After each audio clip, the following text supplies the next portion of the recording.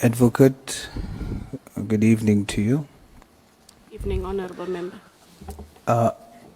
Let me begin by saying that, firstly, it is very refreshing and it's a proud moment to see a black Indian African holding your position and expressing so much bravery as a female, fighting against corruption. You know, it gives hope to people like Babita, the late Babita, was no longer with us, Paul Malife, Pamela Mabini, Bover van Niekerk, and there are many others whom your efforts will assist in bringing closure. So for that I'm thankful. In the same breath, I want to take time to express my utter disappointment in the fact that out of 128 staff members, there's only 3 colored Africans. It's disappointing. And you have 18 white Africans, 91 black Africans, and 16 Indian Africans. I'm very intentional about calling everybody Africans. But that's the posture of our country, and we're not surprised by that. I mean, earlier, Honorable Malema, when we made that statement, he made a comment justifying such. Honorable Breitenbach laughed in support. I didn't find it funny when it came to coloreds. And I didn't call on the chair to call him to order or for him to withdraw. Because in our country, we've realized no one is coming for us. We must rise up ourselves. So, colored South Africans will rise up for ourselves. Honorable Souls, I see the hand of Honorable Matthys is up. Chair, it's just on a point of order. Honorable Souls is bringing up something that was not done or said or anything on record. Nobody heard it. It was an inside joke. And I don't think it needs to come here and be made public. It was not said. Nobody said it out loud. And if he felt some type of way, he could have just dealt with that privately. It wasn't done during this committee and on mic. So he must withdraw. It's unnecessary. Did anybody hear it? It's not anywhere on transcript or anything. And Chair, she's not denying that it was done. And I said that the reason why I didn't call for it to be withdrawn is because we're no longer begging and asking for such to be withdrawn. Yeah, but Honorable Souls, you can't ask for something to be withdrawn if it's not on record. If you go to the transcript, it's not there. It wasn't said to the committee. But it was said and I heard it. Honorable Matthys, Do not talk down on coloreds and think it will be okay. So I'm addressing it, Chair. I don't think I'm out of order. It was said even though it wasn't heard. Unless the Honourable Member can deny that it was said. The matter which you speak in reference to, was it said off record? It was said in the House. It was not said on the mic. Yeah. So I heard it and I said that the reason why I'm not calling for it to be withdrawn is because we're no longer asking for withdrawal. Yeah, no, where I'm sitting, I'm powerless to adjudicate on a matter that is off record. Chair, I'm not seeking your intervention. That's what I'm saying. And we are not seeking... Yes, but what the honorable members is saying, she's correct because it has not been read into the record. of the proceedings. Chair, I was speaking through you to the witness, and I was addressing the employment equity. And in my statement to the witness, I mentioned that.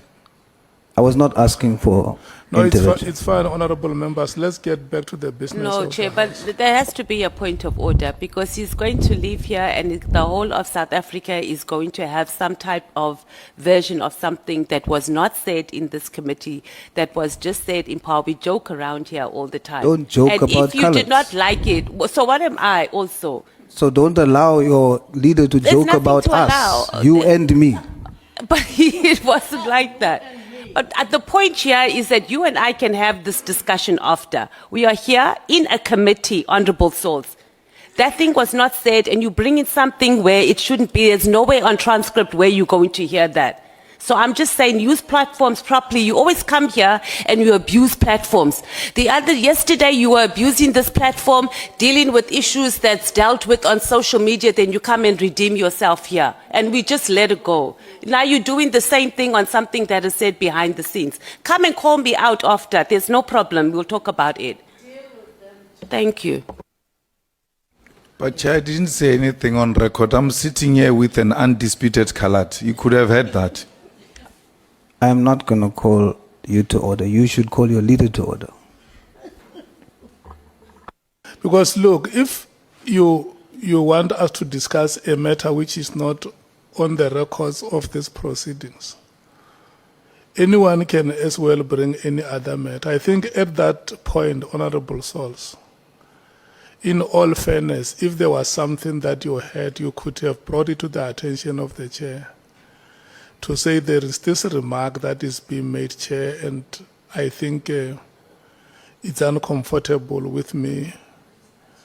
It's bringing discomfort on my part.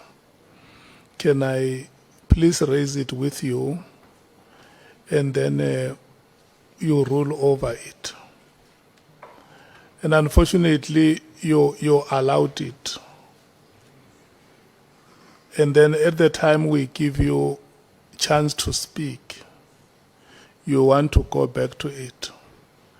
And that's why I'm going to rule you out of order, because that matter is not in the record of our proceedings.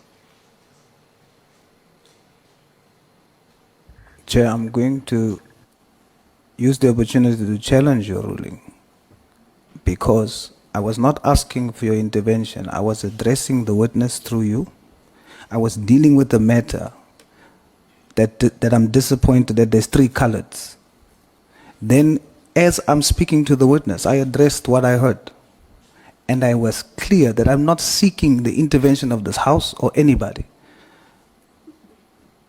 Because that's the reality of colored people in this country, but we're not begging no more. We will do it for ourselves. Let me No tell one you, should withdraw.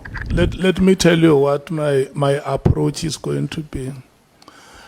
I am not going to be technical about the arguments. I want you and us take an approach that makes the proceedings to move forward. It's your time now. You can question the witness. Thank you, Chairperson.